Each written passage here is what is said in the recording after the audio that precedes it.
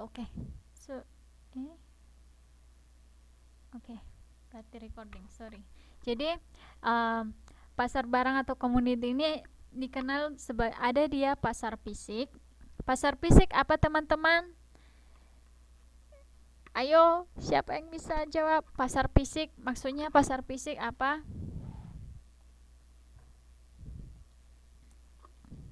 Halo, suara saya ini bisa didengar ya?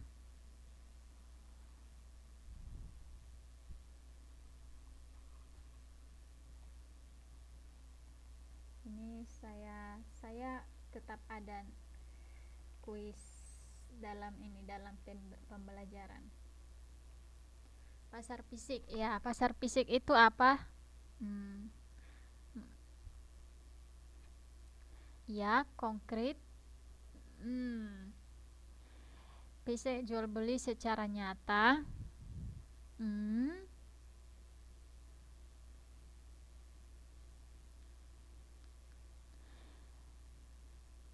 Secara tunai boleh juga. Barang ini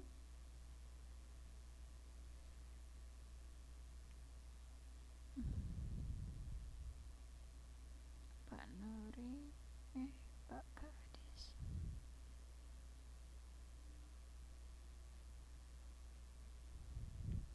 Iya.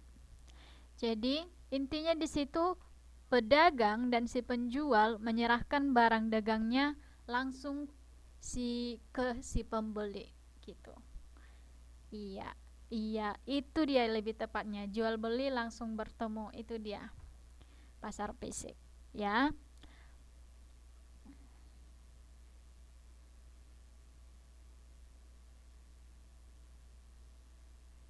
Hmm. Kemudian ada dia pasar komoditi berjangka gitu.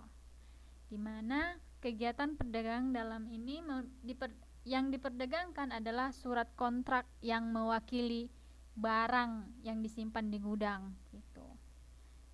Jadi dia berupa faktur gitu.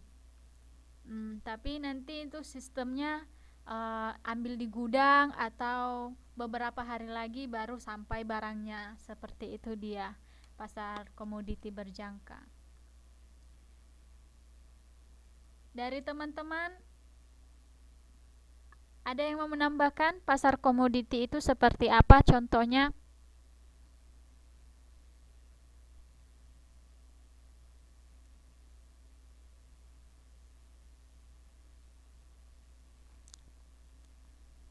Karena tadi itu kan barangnya, kalau fisik barangnya langsung diserahkan ke pembeli. Itu kasih barang dapat uang gitu. Kalau pasar ini komoditi berjangka bagaimana, teman-teman? Biar teman-teman langsung tahu perbedaannya, jadi tetap ingat dia gitu, gampang ingatnya.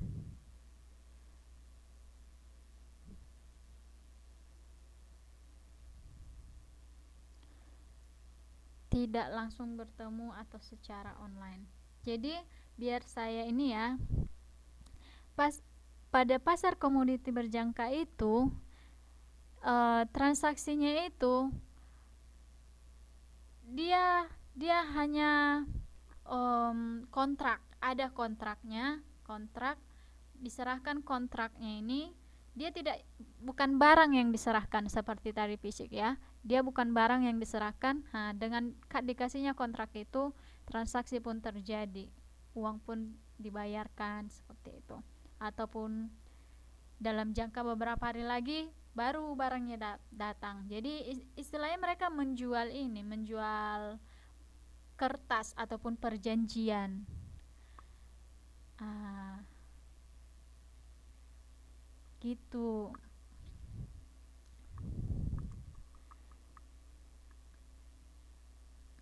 Sudah bisa dimengerti ya, jual beli manusia. Um, itu nanti ada beda lagi itu nanti, Mbak Raini, karena ada dia pasar barang, barang ya barang gitu.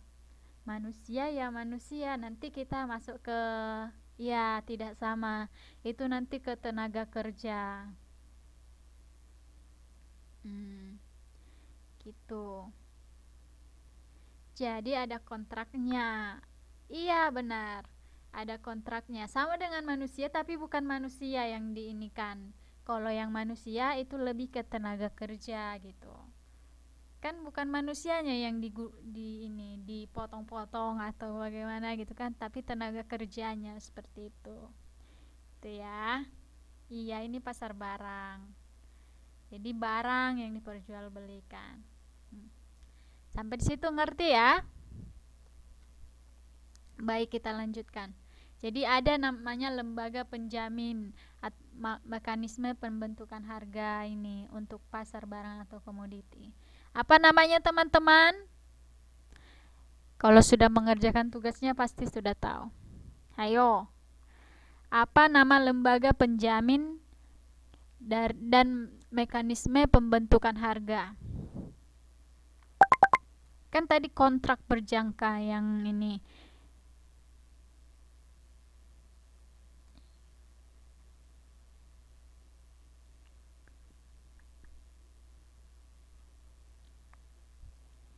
Ayo, tidak tahu? Tidak. Namanya lembaga. Biar saya kasih tahu. Iya, benar sekali Mbak Reni. Lembaga clearing berjangka atau disingkat LKB ya. Baik, berarti tidak apa-apa Mas Supriyono. Hari ini aku lulus nyebutin nama Mas. Oke. Tapi nanti ini diikuti aja ya Mas ya. Nanti dilihat di YouTube aja. Oke, jadi apa sih manfaat pasar komoditi berjangka itu? Apa manfaatnya? Coba, ada yang mau jawab? Ada dua manfaatnya itu.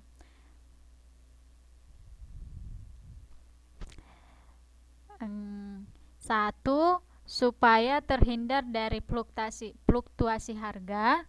Kemudian ada yang mengambil keuntungan dari fluktuasi harga itu, karena kan fluktuasi itu maksudnya pergantian harga.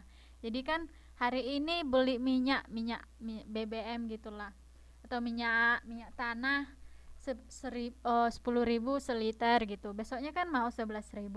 Nah, bagi penjual supaya ininya harganya misalnya besoknya kan kalau 11.000 bagus lah, kalau 9.000 kan rugi jadinya. Supaya terhindar dari resiko fluktuasi harga. Yang kedua, bagi si ini yang membeli, iya kan, saat dia sudah ini kan, ini dikontrak gini ceritanya, dikontrak 3 hari lagi sampai barangnya gitu, dikasih sah gitu, walaupun utang maupun kas, pokoknya sah, sudah dibayar gitu. Intinya dengan harga yang sudah ditentukan, istilah sudah deal ya. Misalnya harganya 10.000, oke, mau 8.000 mau 7.000, itu tidak akan mempengaruhi si produsen tadi. Oke teman-teman, ngerti ya? Jadi dia aman dari harga yang turun gitu, dari penurunan harga. Sementara yang membeli tadi, dia akan memanfaatkan situasi fluktuasi harga tadi, misalnya naik harganya gitu. Kan dia sudah ada barangnya. Pada saat harga naik, dia akan menjualnya. Seperti itu. Makanya sering terjadi penimbunan gitu. Terjadi penimbunan saat harga tinggi baru dikeluarkan barangnya. Kan terjadi penimbunan. Jadi karena terjadi penimbunan itu, barang-barang yang keluar pun sedikit seperti itu. Karena sedikit barangnya, maka harganya pun mahal gitu. Nah, di saat harga itu mahal, si pembeli yang tadi dari si produsen tadi mengeluarkan barangnya, disitulah dia mencari keuntungan, ataupun dikatakan mengambil keuntungan dari fluktuasi harga. Sampai di situ jelas ya teman-teman ya. Contohnya seperti apa sih? Contoh pasar komoditi berjangka. Ayo Mas Supriyono. Iya Mbak Neng aja, tidak apa-apa.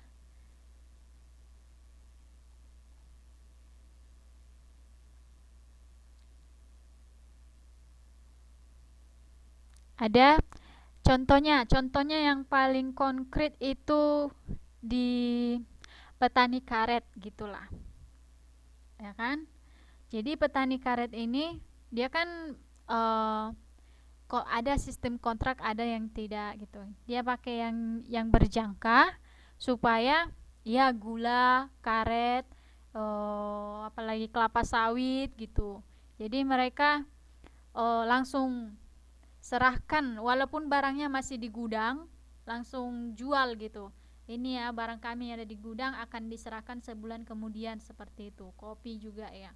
Jadi walaupun dalam setengah minggu harganya turun atau naik, itu tidak akan mempengaruhi harga ketetapan tadi.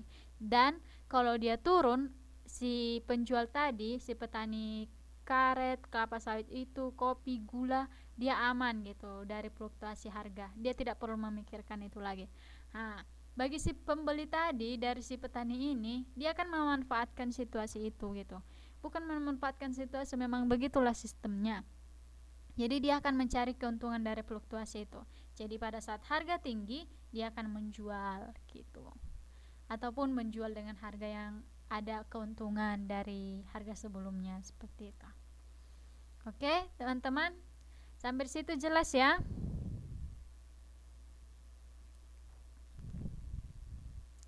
Oke. Sebelum kita lanjut ke pasar input, teman-teman ada yang mau ditanyakan? Biar kita ini.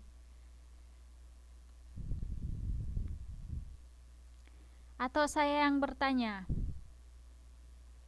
Iya, tapi ini nama-nama yang ini yang aktif menjawab tetap saya tulis kok. Bagi yang belum aktif, ayo. Jangan sampai ketinggalan.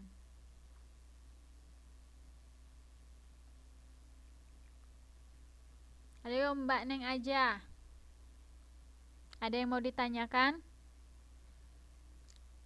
Sudah jelas semua?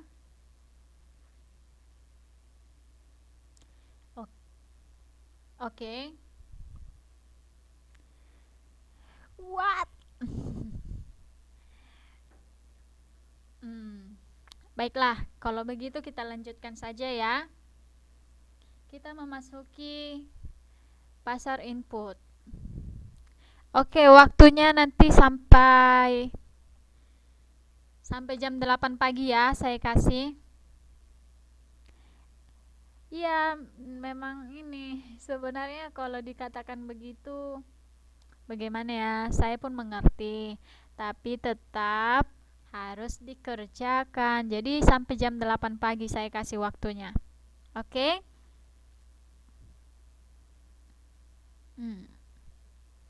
Kita masuki ke pasar input. Ya, ini dia. Pasar input. Apa sih yang dimaksud dengan pasar input?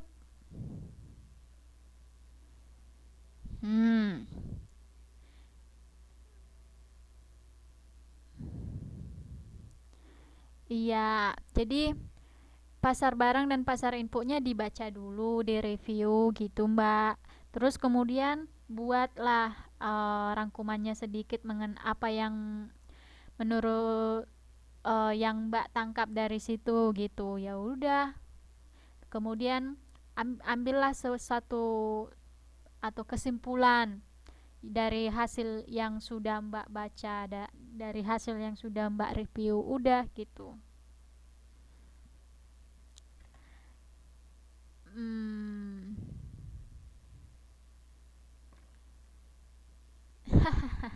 Mana ada toh pintar tanpa belajar. Ya udah, bukunya dibakar baru diminum. Iya, iya. Semangat, semangat, semangat. Saya tahu ya teman-teman pada sibuk, pada capek, tapi nggak apa-apa. Dengan harus tetap semangat, dengan semangat kan ada power yang lebih gitu. Ada waktunya pakai, jangan sampai terbuang sia-sia gitu. Ada waktunya langsung pakai ini, jangan Facebookan aja gitu. Kalau nggak penting Facebooknya gitu. Gitu. Semangat Mbak Lisa, yang lain juga. Iya. Masa hidup itu soal masalah. Kalau nggak ada masalah, nggak nikmat rasanya. Nggak nikmat rasanya hidup ini gitu. Oke ya, kita lanjut aja ya. Intinya teman-teman semangat ya. Dengan semangat ada kekuatan lebih. Ya.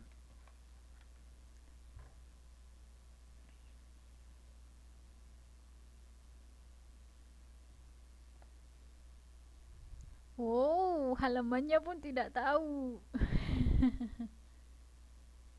Oke, soal tugas nantilah kita bicarakan dulu ya. Kita ini aja dulu, fokus ke sini dulu. Oke? Ya, ini ada dari Mbak Nuri, pasar input atau pasar tenaga kerja. Ah, bertemunya antara pihak yang membutuhkan tenaga kerja. Jadi begini, pasar input itu termasuklah itu pasar tenaga kerja, pasar uang, pasar modal. Jadi itu bagian-bagiannya ataupun jenis-jenis dari pasar input. Ya Mbak ya, bukan atau kalau dibilang atau jadi sepertinya sama gitu kan. Tidak. Itu contoh bagian-bagian dari pasar input. Contoh dari pasar input, pasar tenaga kerja, pasar uang, pasar modal. Iya. Jadi apa sih pasar input itu? Seperti yang kita sudah bahas, pasar input itu adalah faktor-faktor produksi yang dimasukkan untuk pembelian ataupun penjual belian yang selain dari barang ataupun komoditi. Itu dia lebih lebih singkatnya, selain dari barang ataupun komoditi. Itulah dimaksud namanya pasar input. Pasar input itu apa saja yang dimasukkan untuk mengeluarkan hasil produksi gitu. Mengerti ya? Mengeluarkan hasil produksi gitu. Ataupun dari pasar input itu terjadilah hasil produksi. Itu dia untuk lebih sederhananya. Mengerti ya teman-teman ya? Jadi dari pasar input itu termasuklah tenaga kerja. Butuh tenaga kerja untuk suatu produksi ya kan, hasil produksi. Butuh uang, butuh modal gitu. Nah, kita akan bahas pasar tenaga kerja. Jadi apa itu pasar tenaga kerja? Itulah tadi yang Mbak Nuryani bilang, mempertemukan antara pihak yang mencari kerja ataupun penawar tenaga kerja gitu, penawaran tenaga kerja dengan pihak yang memerlukan tenaga kerja ataupun permintaan atas tenaga kerja gitu. Masalahnya itu yang terjadi, penawaran tenaga kerja banyak sementara permintaannya tidak seimbang, makanya di situ banyak yang pengangguran gitu ya. Makanya tidak terjadi keseimbangan pasar gitu, keseimbangan pasar tenaga kerja. Iya Mbak Ratna.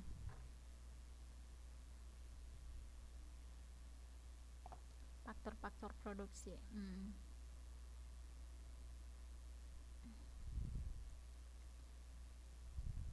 Nanti nih dicek di YouTube ya Mbak ya, Mbak Nuryani ya.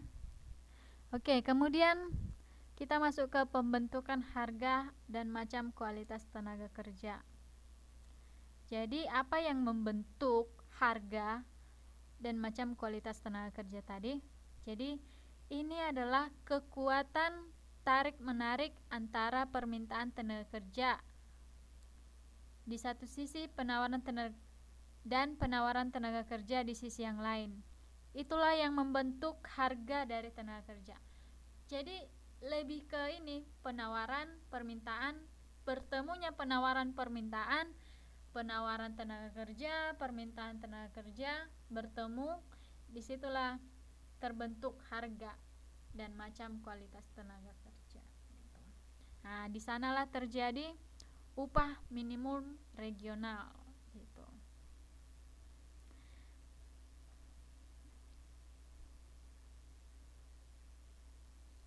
Oke. Jadi upah minimum regional itu berbeda-beda gitu. Kenapa begitu? Karena itu tergantung daerahnya. Ah, dan itu disesuaikan juga dengan biaya hidup di daerah tersebut gitu. Misalnya di perkotaan lebih mahal daripada di pedesaan gitu. Ya, makanya pun upah minimum regionalnya itu lebih besar di kota daripada di desa. Mbak Nuryani, yang tadi yang kegagalan pasar tenaga kerja itu ya, itu yang tadi saya bilang lebih banyak yang menawarkan pekerja-pekerja ataupun tenaga kerja daripada yang meminta perusahaan yang menampung. Makanya itu terjadi kegagalan pasar tenaga kerja ataupun banyak tenaga kerja yang tidak tersalurkan. Nah, disitulah situasinya banyak pengangguran. Begitu ya Mbak Nuryani. Dan Mbak Nuryani tadi bilang seolah-olah pasar input itu sama dengan pasar tenaga kerja. Pasar tenaga kerja itu salah satu contoh dari pasar input. Karena kita tadi jelas pasar input adalah pasar tentang barang-barang bukan barang-barang, selain dari komoditi ataupun barang. Karena komoditi ataupun barang itu biasanya yang sudah jadi. Jadi untuk yang untuk mendapatkan yang sudah jadi ini perlu input gitu kan. Perlulah disitulah pasar input. Apa saja kah itu? Termasuklah tenaga kerja, modal, uang gitu. Sudah jelas ya Mbak Nuryania? Oke. Jadi apa sih peran informasi dalam penyaluran tenaga kerja? Itu. Oh ya, tenaga tenaga kerja itu dibedakan dari yang tidak terdidik dan tidak terlatih, yang terlatih, yang terdidik dan terlatih. Kalau tidak terdidik, tidak terdidik maksudnya tidak ada background pendidikannya, tidak terlatih, tidak ada skillnya gitu. Ya, tidak ada, karena beda itu terdidik sama terlatih. Kalau terdidik mungkin didapatkannya dari pendidikan formal, sekolah, SD, SMP, SMA, kuliah seperti itu ya. Kalau terlatih itu mungkin les, mungkin ada non formal ataupun sanggar tari, dia bisa terlatih menari gitu, ataupun mesin-mesin dia ada les bisa gitu. Nah, dan ada yang tidak terdidik ataupun hanya terlatih gitu, kursus menjahit gitu ya, yang yang ker, yang terlatih saja gitu. Itulah itu yang kursus menjahit gitu, kursus memasak dan lain sebagainya gitu.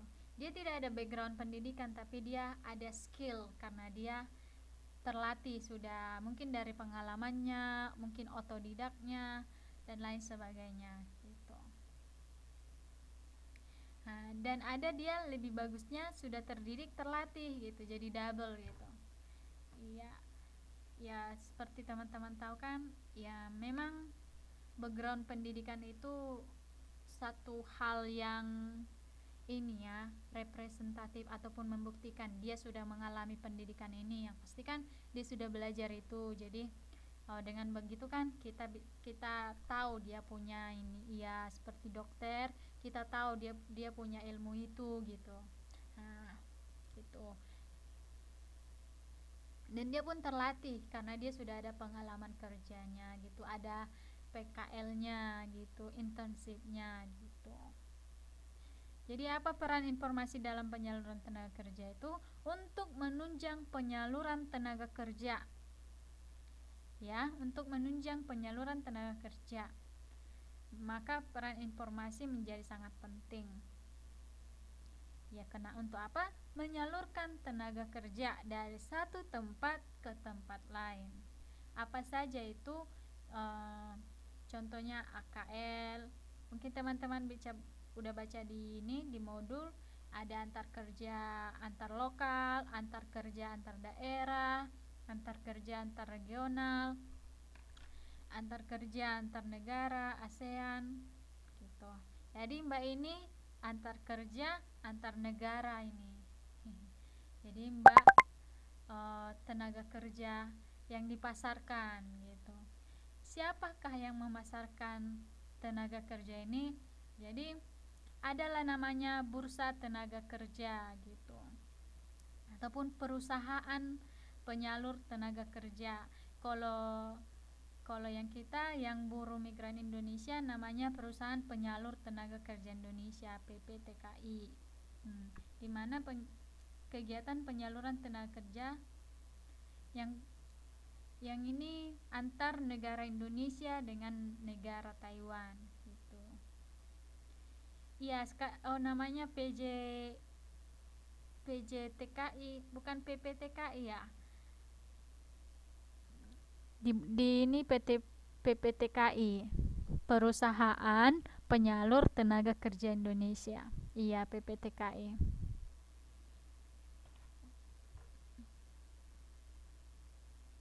Ya, sekarang sudah jelas ya. Jadi bukan hanya ini hanya teori aja, tapi benar-benar kita lihat di dunia nyata gitu. Ya, kita tergabung di pasar tenaga kerja gitu. Halo, suara saya jelas? Aduh. Teman-teman yang lain, suaranya jelas enggak?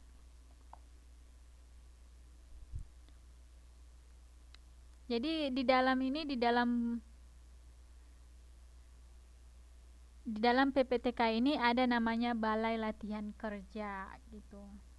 Ini untuk melatih yang ini para pencari kerja yang dapat memenuhi persyaratan yang diminta oleh pencari kerja atau sesuai dengan lowongan yang tersedia gitu. Jadi adalah namanya bursa tenaga kerja. Jadi apa sih manfaat bursa tenaga kerja? Ini untuk mempermudah bagi orang yang mencari pekerjaan untuk mendapatkan informasi tentang lowongan pekerjaan. Nah, jadi bursa tenaga kerja ini sebenarnya mempunyai banyak manfaat. Apa saja? Untuk pemerintah. Apakah itu mengurangi pengangguran? Kemudian, untuk perusahaan atau lembaga-lembaga lain, untuk memudahkan dalam mencari tenaga kerja yang sesuai gitu. Kemudian, manfaat bagi pencari kerja sangat perlu untuk menjadi lebih mudah bisa memperoleh informasi. Jadi di bursa tenaga kerja kita bisa mendapatkan informasi lebih mudah gitu. Iya. Kalau contoh dari pasar tenaga kerja tadi kita sudah bahas ya.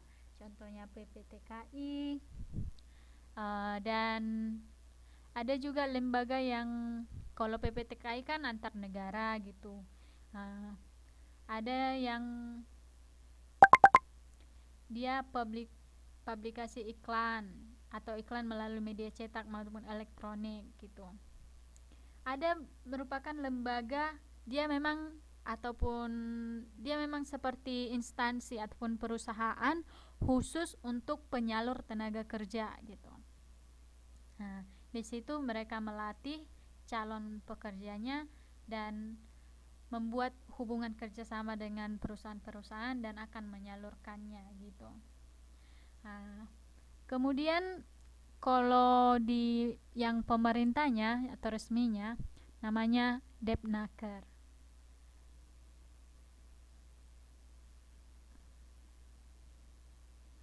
Oke. Sampai di situ teman-teman mengerti?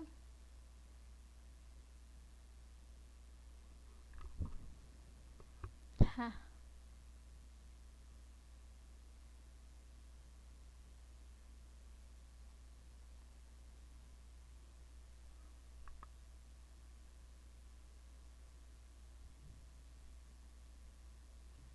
Nanti ini aja ya Mbak Bunda Ika nanti nih dicek di YouTube. Jadi ini ikuti aja ya. Oh ya, ayo waktu kita sedikit lagi. Sekarang kita masuki pasar uang. Nah, di sini baru kita bahas pasar uang ya. Mas Supriyono kemarin membahas tentang pasar uang. Lah, Mas Supriyono mana? Kabur. Oke. Jadi apa sih pasar uang? Pasar yang memperjualbelikan surat berharga jangka pendek yang mempunyai jangka waktu kurang dari 1 tahun. Jadi surat-surat berharga itu deposito dan lain sebagainya itu kalau dia masanya kurang dari 1 tahun itu dikatakan uang gitu. Itu termasuk uang gitu. Jadi pasar uang atau market itu pasar untuk memperdagangkan dana jangka pendek berupa surat berharga yang berjangka waktu tidak melebihi 360 hari. Gitu. Aduh, putus-putus suaranya ya. Ini apa sinyalnya mungkin? Tapi di sini sinyal saya bagus. Oke, belum saya ini pasar uang. Jadi tadi surat berharga ya. Jadi pelaku dan surat berharga yang diperjualbelikan di pasar uang adalah, jadi adapun para pelaku di pasar uang adalah bank. Disinilah bank, yayasan dana pensiun, perusahaan asuransi itu termasuk pasar uang ya, yang ikut asuransi, perusahaan sekuritas. Perusahaan sekuritas ini maksudnya saham gitu. Oke, kemudian perusahaan-perusahaan pada yang perorangan gitu. Jadi yang surat berharga maksudnya apa gitu?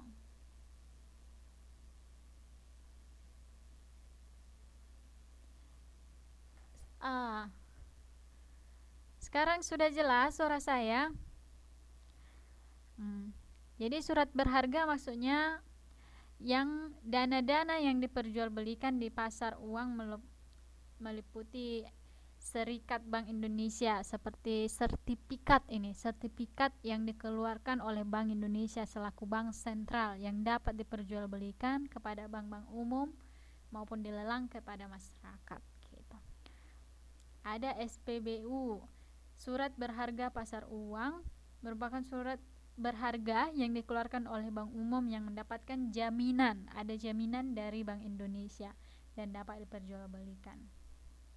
Kemudian sertifikat deposito, ya, ya, surat berharga itu pada umumnya sertifikat. Jadi sertifikat deposito merupakan yang dikeluarkan bank umum dalam nilai nominal gini. Jadi ada yang menabung itu dia buat deposito, jadi dia ada sertifikat deposito. Diperjualbelikan secara bebas. Bank umum maksudnya bukan bank ini bebas, bank apa saja, tapi bank yang diakui BNI. Kemudian call money. Call money ini merupakan pinjaman sewaktu-waktu antar bank gitu ya, antar bank. Misalnya butuh dana, ada yang mau minjam gitu, hubungi pihak bank yang sana, bank yang sini, inilah namanya call money. Kemudian wesel dagang, surat utang, dan promise, surat utang atau janji untuk membayar yang diterbitkan bank ataupun lembaga keuangan. Kemudian pasar valuta asing, yaitu yaitu suatu bursa ataupun pasar barang yang mempertemukan penjual dan pembeli. Iya, mata uang asing yang berlaku dalam perdagangan internasional gitu. Jadi kan teman-teman itu kalau lihat di ini, dilihat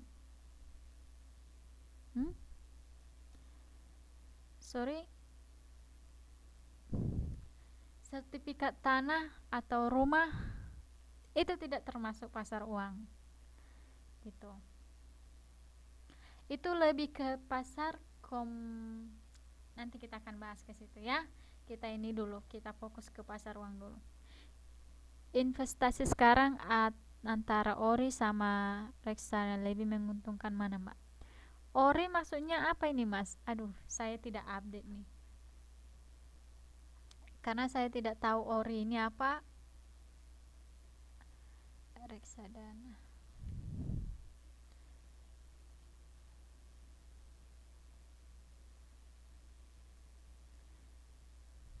Obligasi. Oh, obligasi.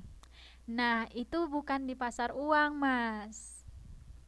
Itu nanti di pasar modal kalau ke obligasinya, ya. Itu sih kalau kita berbicara obligasi ya Mas, kita tergantung perusahaannya. Misalnya Mas kalau mau ini gabung obligasi ataupun beli obligasi kan, obligasi itu sebenarnya surat utang. Surat utang di mana perusahaan yang mengeluarkan gitu. Nah, dan surat utang ini ada bunganya, bunga tertentunya. Ya, tergantung tinggi rendahnya bunga itu dibandingkan dengan reksadana itu. Dan ini juga sih kalau obligasi itu kan tergantung si perusahaan gitu, tapi yang jelas akan tetap dibayar utangnya gitu. Lebih ini sih, lebih obligasi itu pasti dibayar dengan ketentuan bunga, tapi kalau si perusahaan sudah ini sudah gulung tikar, itu memang suatu, ya kita katakan kecelakaan atau kemalangan gitu, makanya obligasinya tidak terbayar lah, perusahaannya udah gulung tikar, tapi ya dibayar sesuai dengan bunga gitu, bunganya bukan persenannya, ada harganya gitu, bunga yang tetap, harga yang tetap.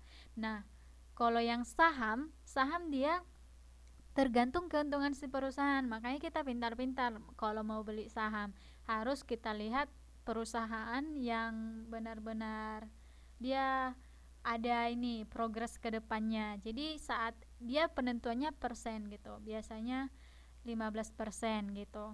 Jadi 15% dari keuntungan mereka berapa gitu. Kalau meningkat ya hasil dari saham kita pun meningkat. Seperti itu, Mas. Ya. Jadi kalau ini, kalau rumah itu, oh, sertifikat rumah itu bukan termasuk pasar ini, pasar uang dia. Karena rumah sendiri itu bisa lebih dari 3 tahun gitu. Dan tidak bisa dicairkan cepat gitu. Itu lebih kayak agunan, bukan bukan ini, dia bukan yang berjalan secara lancar gitu. Ya, Mbak apa tadi yang nanya? Mbak Nuryani? Eh, Nuryani atau Mbak apa ini? Ya, Mbak Nuryani.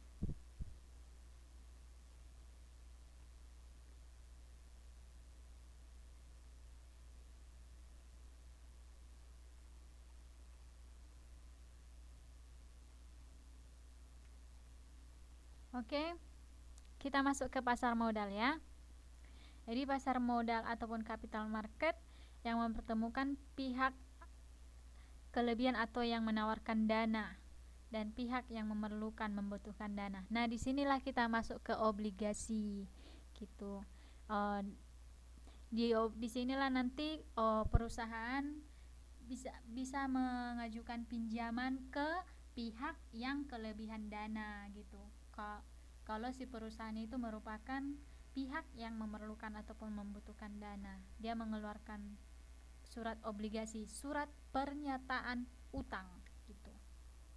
Jadi dana-dana yang ditawarkan melalui pasar modal adalah dana-dana yang berbentuk surat berharga ataupun sekuritas ataupun efek yang memiliki jatuh tempo lebih dari setahun gitu. Nah, dia lebih dari setahun dialah masuk ke modal. Jadi modal dengan uang itu sebenarnya adanya uang bukan dalam bentuk uang NTD gitu yang ada uang langsung ada nomornya, dia dalam bentuk deposito dan lain sebagainya, sertifikat gitu yang diakui, tapi dia bisa dicairkan dalam setahun, dia tergolong ke uang gitu, masuklah dia ke pasar uang. Kalau dia ke pasar modal, dia tidak bisa dicairkan dalam setahun, dia lebih dari setahun. Nah, kalau rumah itu, mobil itu, misalnya kan, ada memang suratnya gitu kan, adalah harganya juga gitu, rumah lah atau tanah gitu. Kalau mobil ini kurang ini, kadang orang hanya makai ini sebagai ini aja, jaminan gitu. uh, rumah atau tanah. Jadi kan rumah atau tanah ini kan dia tidak bisa ini dijual langsung dapat uangnya gitu, ataupun mungkin orang berpikir jadi itu lebih masuk ke pasar modal gitu. Karena apa? Karena lebih dari setahun masuk ke capital market. Oke, Mbak Nuryani. Aduh, Mbak Tecencu, kita hampir selesai. Sekarang kita mau masuk ke formatif. Jadi belum saya ini. Manfaat pasar modal. Ayo teman-teman, ada yang mau menjawab apa yang manfaat dari pasar modal?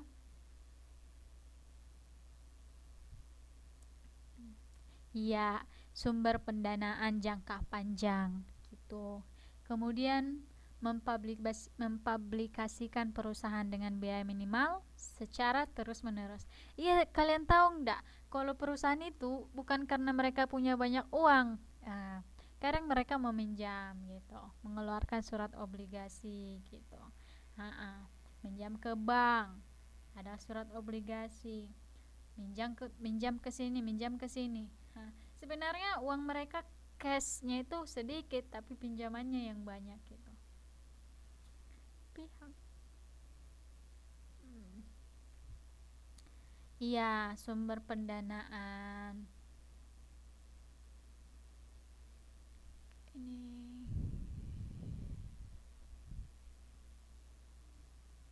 Ini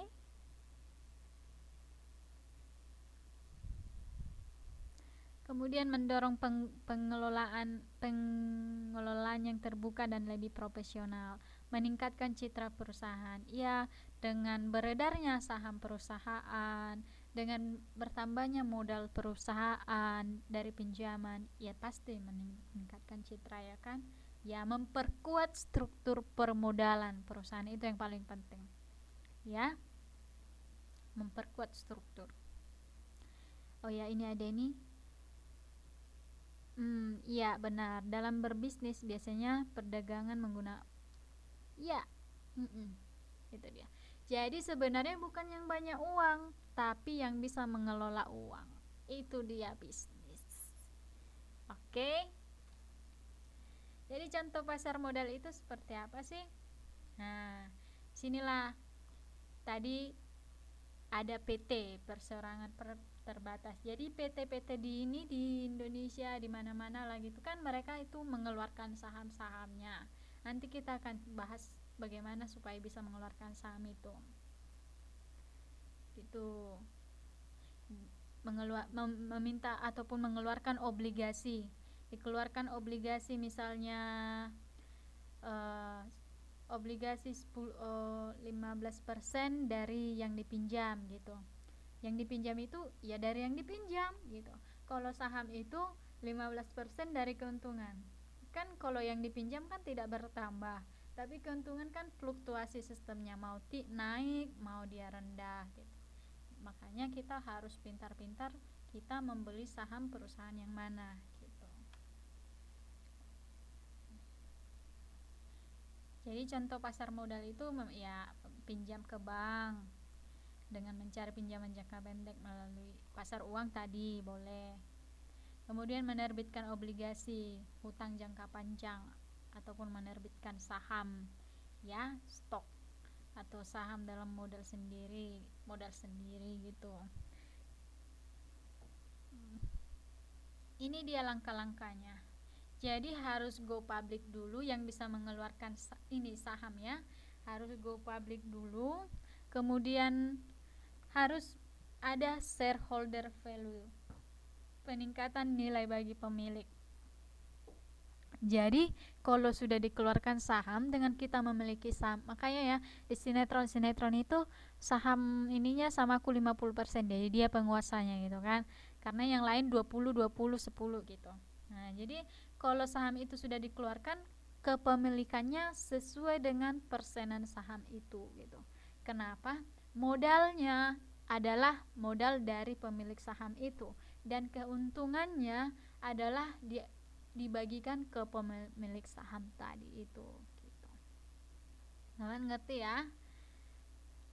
Jadi bagaimana sih? Jadi harus go public, setelah go public harus shareholder pelui harus ikhlas membagikan atau kepemilikannya. Kemudian setelah itu nanti adalah rapat umum pemegang saham atau RUPS, kemudian mengisi semua, menunjukkan underwriter, profesi penunjang, lembaga penunjang, mempersiapkan dokumen yang penting, kepemilikan, konfirmasi sebagai agen penjual, kemudian ya ke bursa saham itu konfirmasi dulu, ya kemudian penandatanganan perjanjian bahwa itu sah kepemilikannya, bukan hanya perusahaan itu tapi sudah terbuka karena sudah dikeluarkan saham.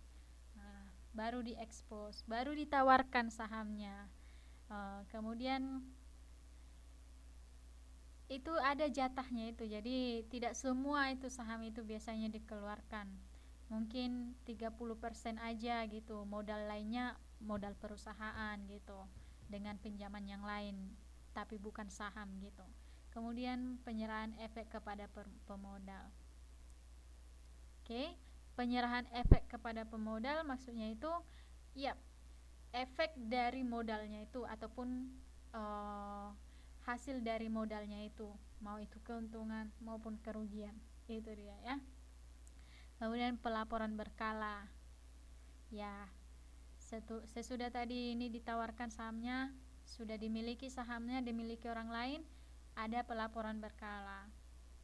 Ada juga laporan kejadian penting, misalnya kalau perusahaan itu melakukan akuisisi ataupun pergantian direktur, ataupun ya pergantian direktur yang misalnya yang kan direktur itu pemegang keputusan gitu, makanya harus ada laporannya kalau kejadian-kejadian yang penting itu. Ya teman-teman, sampai di situ ada yang mau ditanyakan?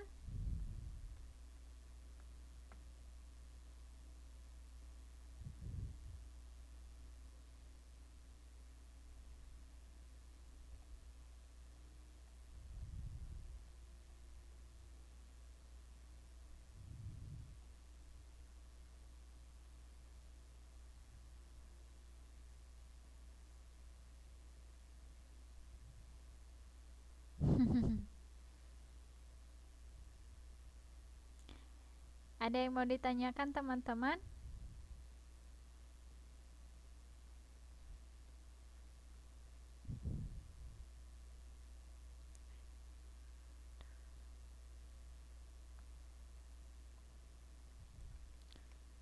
Sebelum kita ini memasuki formatifnya, ada yang teman-teman mau tanyakan atau sudah jelas semua?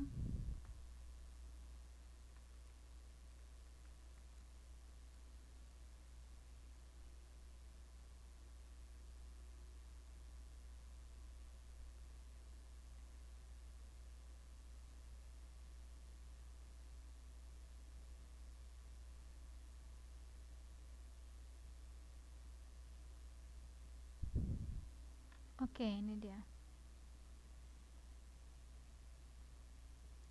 Iya, Mbak.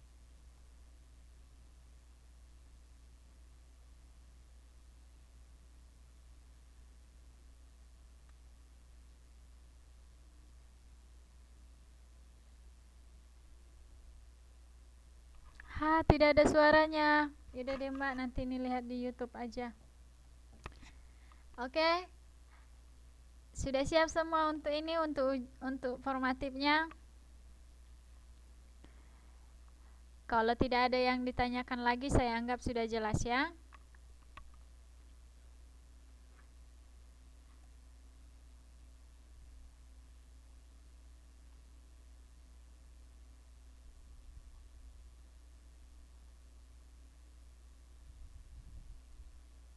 Mbak Mas Supriyono, sudah ini ada lagi yang mau ditanyakan?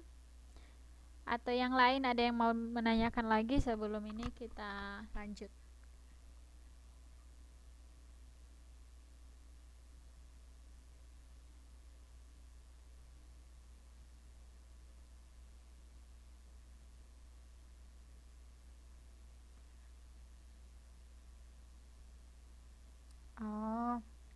Oh ya, untuk Mas ini tadi ya, Mas Supriyono tadi menanyakan reksadana tadi ya.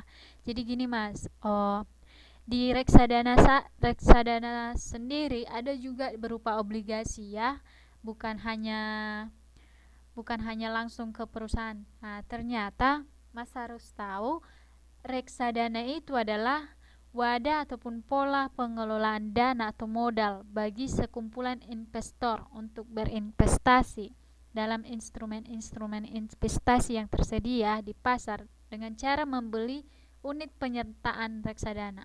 Jadi sebenarnya mereka membeli penyertaan reksadana yang kemudian dana mereka dikelola oleh manajemen investasi portofolio. Jadi mereka mempercayakan saham mereka kepada uang mereka kepada orang lain yang membeli sahamnya gitu. Jadi memang secara keputusan mungkin mereka lebih berpengalaman ya, biar biar kita ini mungkin mereka lebih berpengalaman. Tapi tetap ada potongan yang diambil oleh pihak dari penyertaan reksadana tadi.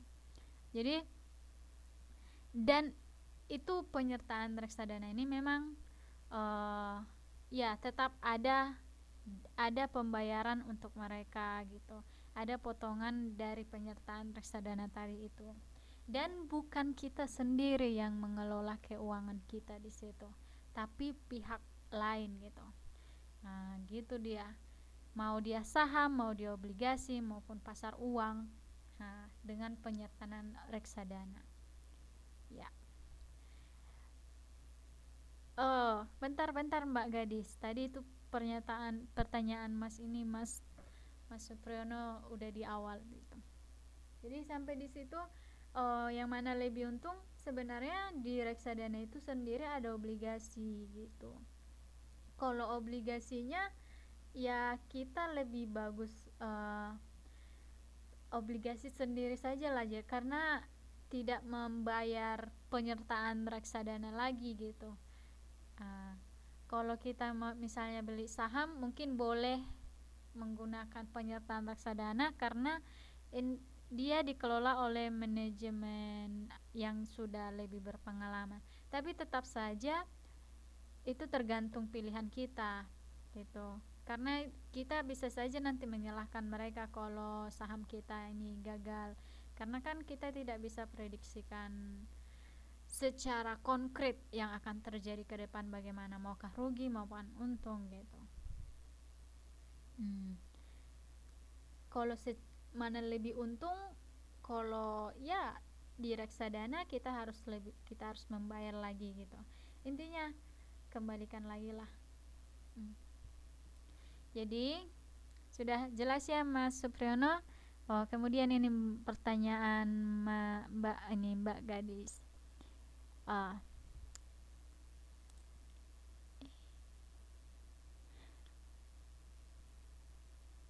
Jadi kan mana tadi pertanyaannya? Modal tadi ya. Oh iya, jelas.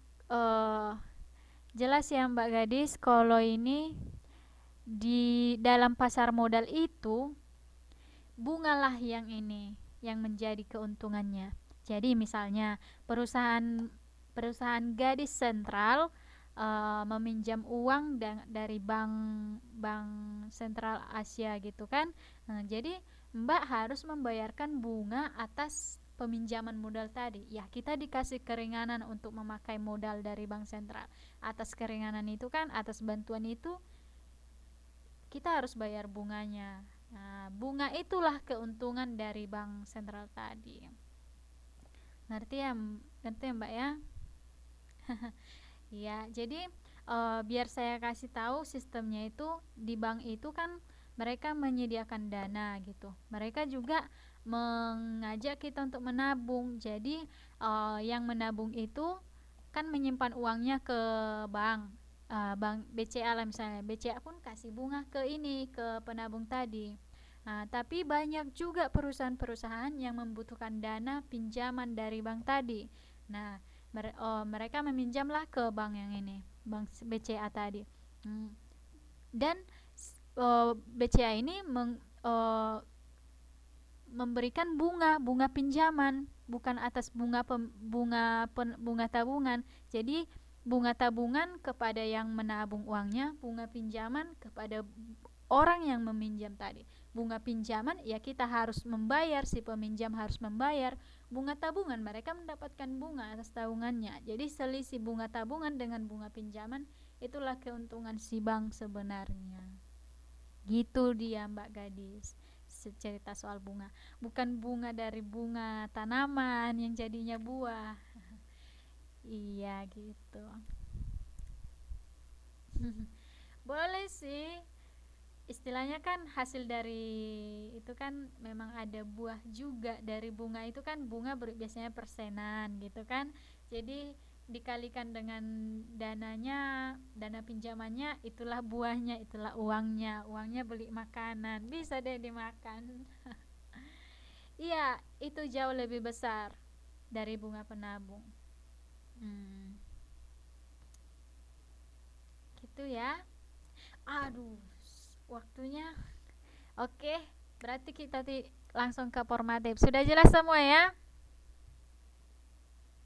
Bunga tabungan didapat dari bunga orang yang pinjam uang. Hah? Hmm, iya, sebenarnya itu. Tapi bukan itu penentunya. Itu penentunya dari si perusahaan gitu. Karena bukan langsung berinteraksi si penabung dengan si peminjam, tapi si banknya. Si bank ini yang mengelola keuangan itu, yang mengelola menarik orang untuk menabung, yang menyalurkan ininya pinjaman. Karena mereka juga tidak sembarangan meminjamkan uang itu. Karena mereka harus melihat juga ke depannya si perusahaan itu jalan atau tidak, karena kalau tidak jalan uangnya mana bisa dikembalikan gitu, ataupun tidak ada juga bunga yang didapatkan dari mereka nantinya si peminjam itu. Oke teman-teman, sampai di situ ya. Iya iya, saya tahu ini teman-teman mulai aktif karena ini supaya tidak sempat informatif. Tidak saya biarkan. kita kita langsung ke format ya. Oke, nanti kalau kurang jelas bisa tanyakan saja melalui Facebook. Facebook Mantil ya, tapi oke. Jadi ini dia soalnya. Are you ready guys? Soal yang pertama.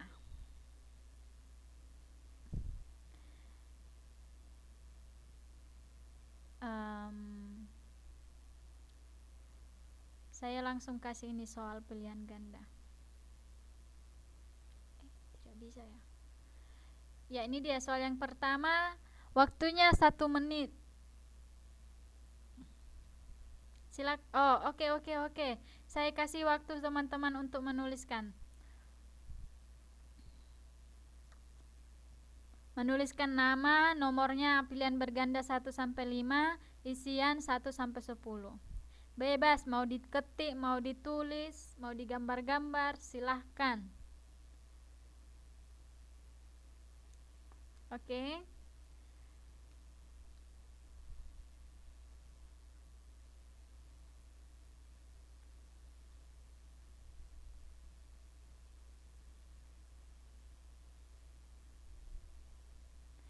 Oh iya. Sabar, pertanyaannya sabar. Bot. Ini aja Mbak, ditulis di ini aja di kertas, nanti dipoto hasilnya langsung di inboxkan ke Facebook yang satu lagi. Nanti setelah di inbox baru kita bahas. Gitu. Oke ya.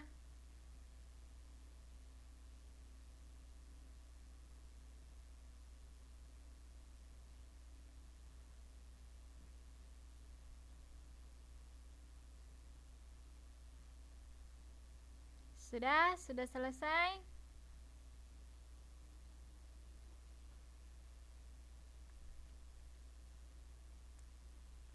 Sudah ready? Ready?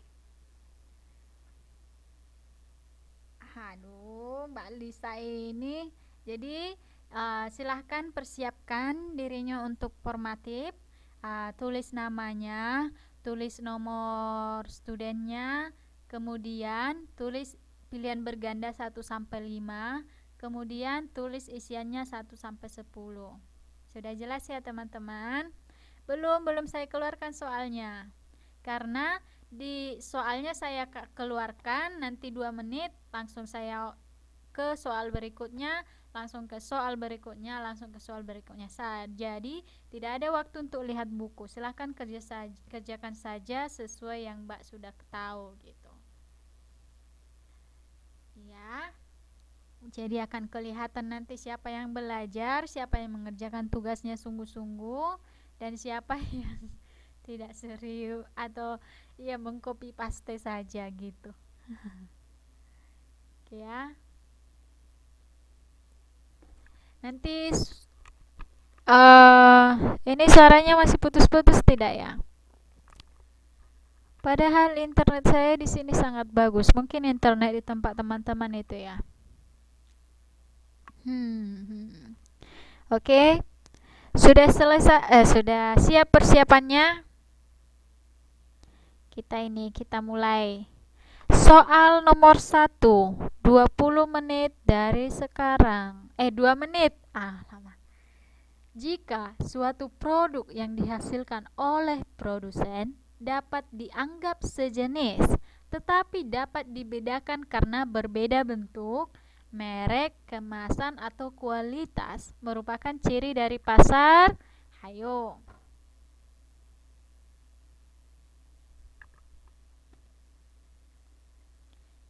Kemarin kan kita bahas itu.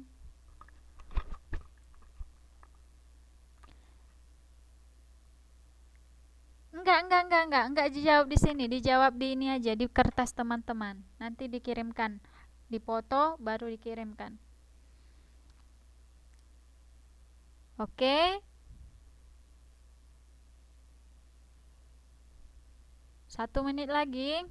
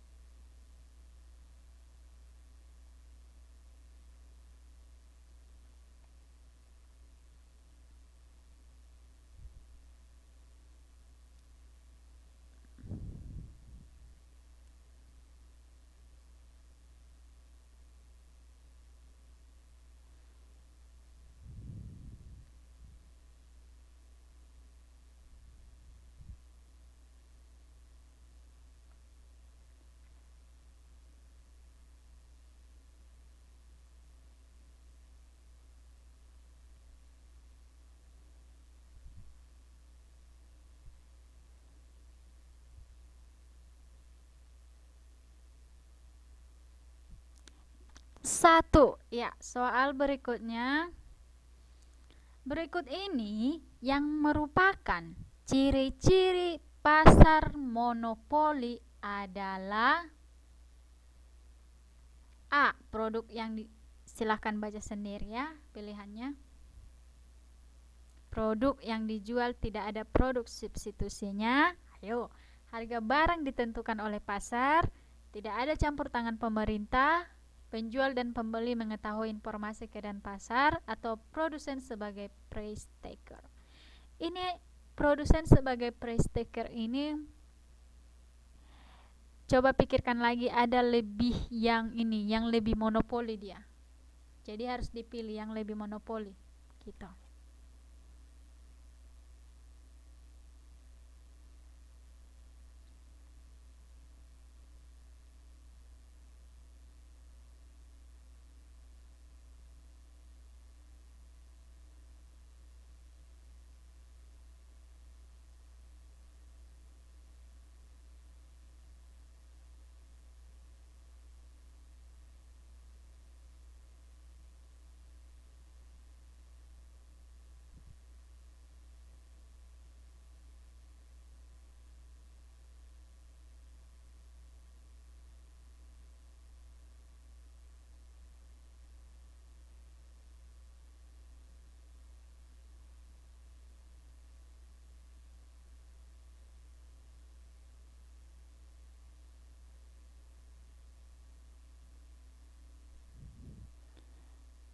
14, 13, 12,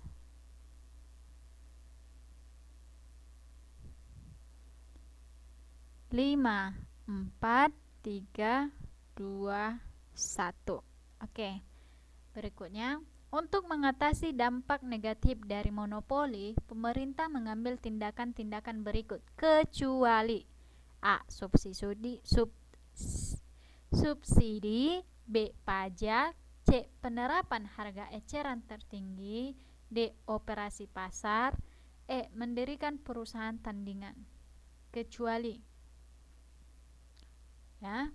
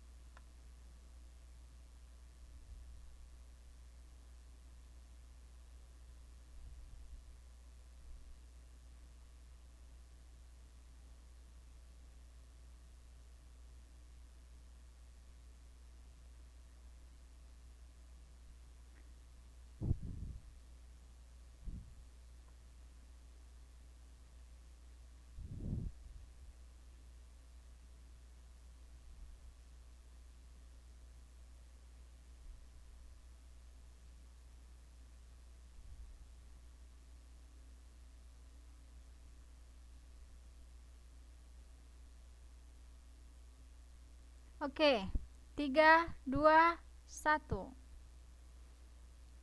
Perusahaan Aqua di Indonesia adalah contoh perusahaan A. Persaingan sempurna, B. Persaingan monopolistik, C. Oligopoli, D.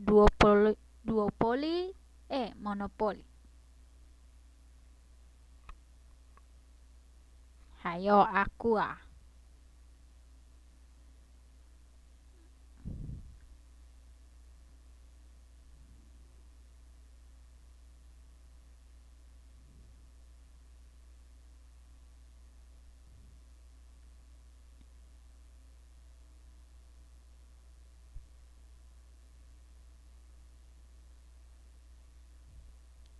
Soalnya hilang, yang lain bisa lihat tidak soalnya.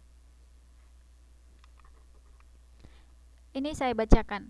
Perusahaan Aqua di Indonesia adalah contoh perusahaan A. Persaingan sempurna, B. Persaingan monopolistik, C. Oligopoli, D. Duopoli, E. Monopoli. Itu dia soalnya.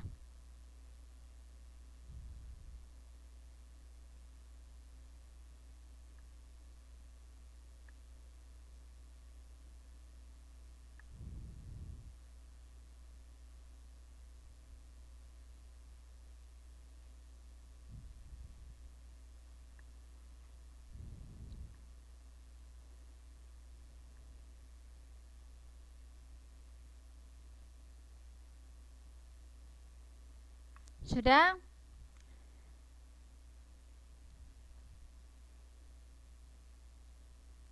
Enam, lima, empat, tiga, dua, satu. Oke. Berikutnya, pasar di mana seorang penjual bisa menjual seberapapun produk yang dihasilkan tanpa mempengaruhi kuantitas pasar secara keseluruhan termasuk dalam pasar. Termasuk dalam pasar A. Persaingan sempurna, B. Persaingan monopolistik, C. Oligopoli, D. Duopoli, E. Monopoli. Mbak Neng aja kenapa kesusahan? Kesusahan.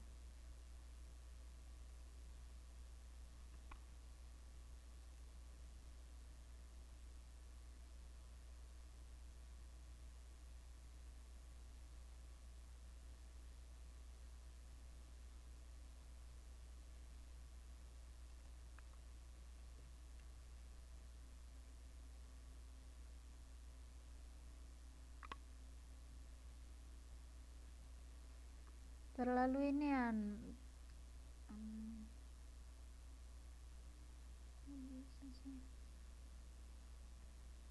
Sudah besar kan tulisannya? Atau didengar aja deh. Pasar di mana seorang penjual bisa menjual berapapun produk yang dihasilkannya tanpa mempengaruhi kuantitas pasar secara keseluruhan, termasuk dalam pasar A. Persaingan sempurna, B. Persaingan monopolistik, C. Oligopoli, D. Duopoli, E. Monopoli.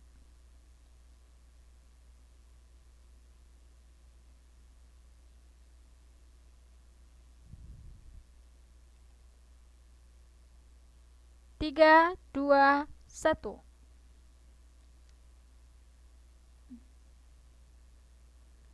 Oke. Oke.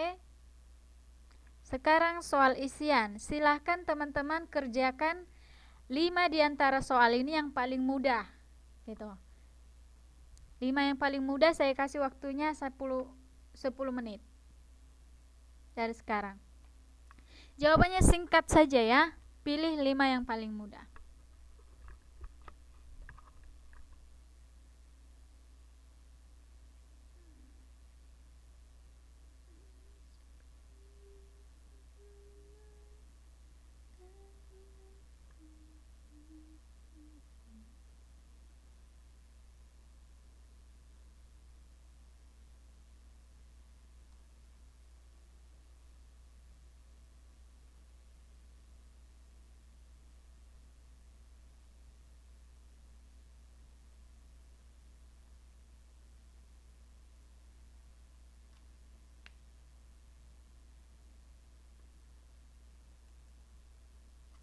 Biar saya bacakan.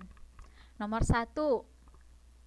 Apakah yang dimaksud dengan pasar persaingan sempurna? Tuh, nomor 1. Nomor 2. Sebutkan ciri-ciri pasar persaingan sempurna. Nomor 3. Apakah yang dimaksud dengan pasar monopoli? Oke. Nomor 4. Sebutkan ciri-ciri pasar monopoli. Nomor 5. Sebutkan ciri-ciri pasar oligopoli. Nomor 6. Apa saja kebaikan dan keburukan pasar oligopoli? Nomor 7. Apakah dampak kalau di antara para oligopolis melakukan kolusi atau membentuk kartel? Nomor 8. Apakah yang dimaksud dengan pasar persaingan monopolistik? Nomor 9. Sebutkan ciri-ciri pasar persaingan monopolistik. Nomor 10. Apakah yang kalian ketahui tentang price setter atau price maker, price taker, dan bursa komoditi? Iya, pilih saja 5 yang paling mudah dan segera dikirimkan jawabannya ke Facebook Mantili.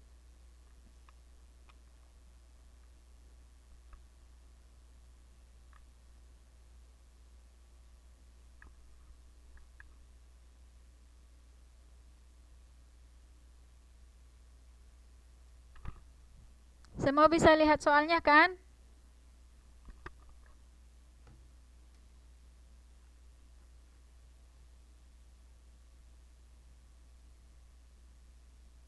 Oke, semangat mengerjakan.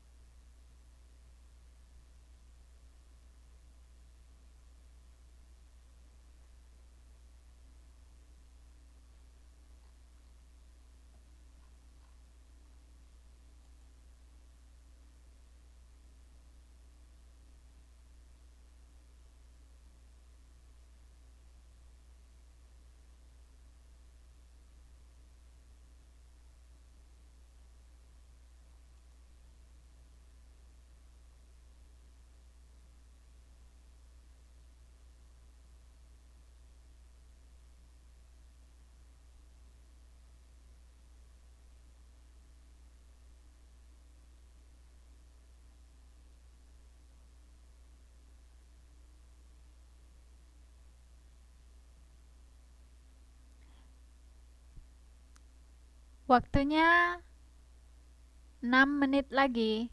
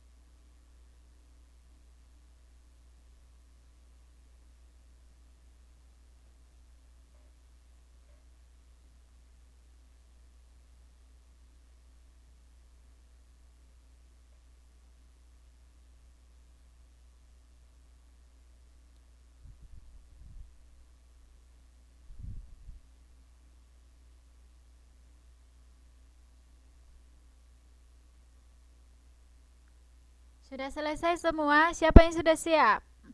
Silahkan sebut nama.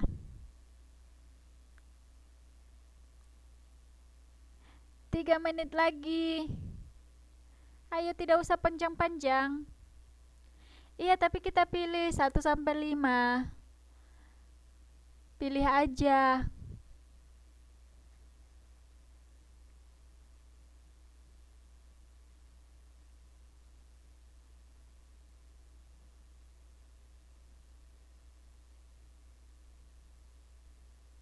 Iya, iya, iya. Enggak 1 sampai 5, 1 sampai 10 pilih bebas. Jadi pilih 5 saja gitu.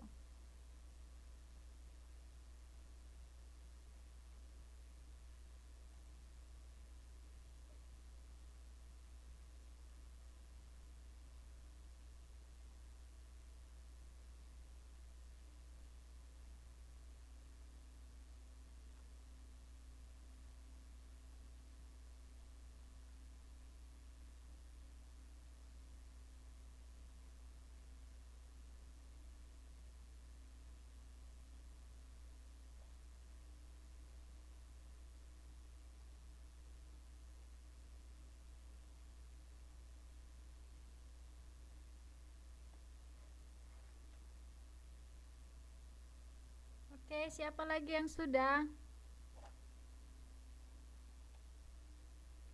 Hmm. Sudah dikirimkan? Itu termasuk waktu pengiriman ya.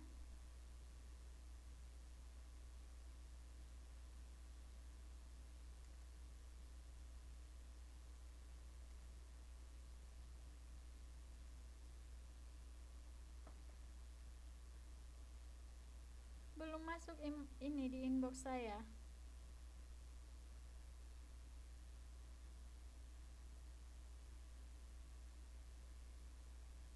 Iya, langsung dikirim.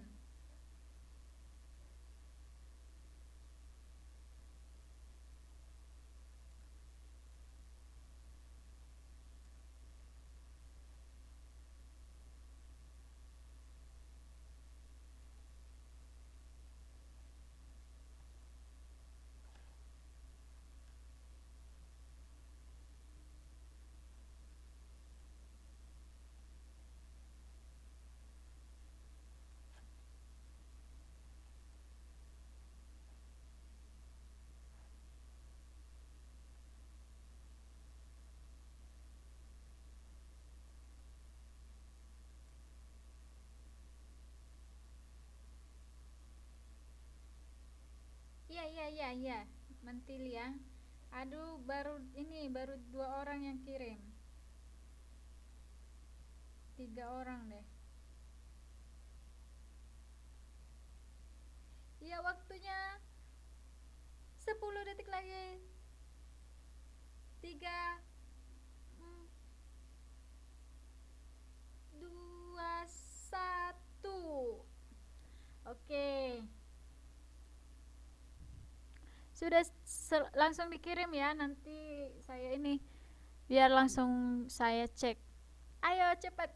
Ya nggak apa-apa kalau lewat 3 menit nggak apa-apa, tapi itu lewat dari pengiriman maksudnya. Yang pasti sudah selesai gitu. Lah jadi langsung kalau udah siap langsung dikirim. Hahaha. Nggak apa-apa, nanti bentar lagi nih kan. Bentar lagi terkirim itu. Jadi teman-teman, ini dipelajari lagi karena nanti kita akan adakan ini mid semester lagi. Untuk ini akan saya ambil juga, untuk soal mid semester akan saya ambil dari sini, dari pasar. Jadi teman-teman dibaca, direview lagi, didengar-dengarin YouTube-nya. Jadi nanti pas ujian setengah semester bisa diikutin gitu ya. Terima kasih teman-teman sudah gabung di kelas kita. Semoga apa yang kita pelajari hari ini tidak hanya teori, tapi bisa kita lihat nyata di kehidupan kita sehari-hari, bisa kita terapkan, dan kalau ada yang nanya bisa kita jawab, bisa kita jelaskan kepada yang membutuhkan, dan yang pasti ini keluar di ujian nasional. Dari sini sering keluar di ujian nasional dari pasar ini, apalagi yang monopolistik, monopoli, ciri-cirinya itu sering keluar. Jadi jangan hanya sekarang ini, tapi harus benar-benar dimiliki ilmunya ini ya. Dan pesan saya kepada teman-teman, tetap berjuang, jangan mau patah semangatnya. Tetap dari setiap pengorbanan itu ada hasil, yang akan kita dapatkan gitu. Itu tergantung kesungguhan kita. Kalau kita sungguh-sungguh, maka hasilnya pun akan sungguh-sungguh memuaskan di depannya. Oke teman-teman, sampai bertemu di pertemuan berikutnya. Pelajari, baca-baca bab berikutnya, karena saya akan adakan kuis setiap permulaan pembelajaran. Oke? Selamat malam dan selamat beristirahat.